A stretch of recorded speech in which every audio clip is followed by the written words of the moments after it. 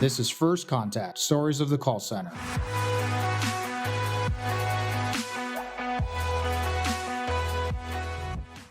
But with that, you had mentioned something earlier where you would lose your top collector because they had to move. And now, because of working remote in many ways, you can actually potentially retain that.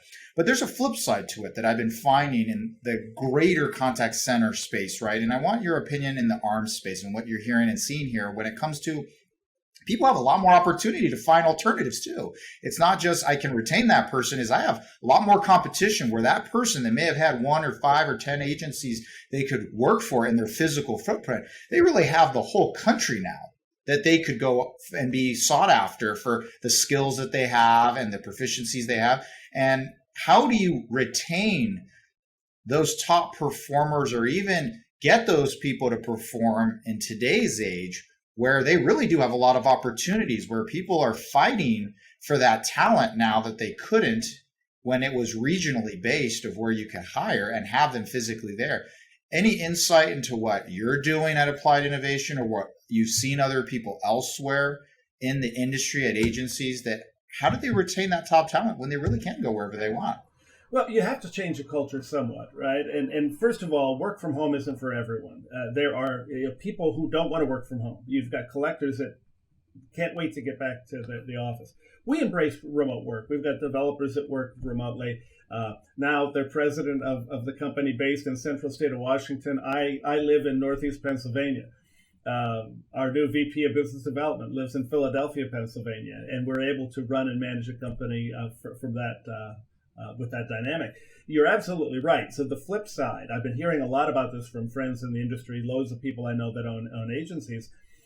They're able to maintain and keep people happier on one hand. On the other hand, there's a wide market out there of people that are willing to give additional incentives. So I think what we have to do to keep people is make their work life and their work environment and the culture that you maintain with team members a very positive experience. You might have to pay them a little bit more. There is one company that has talked about, and you may have heard of them, where they have now gone to a 4-day work week.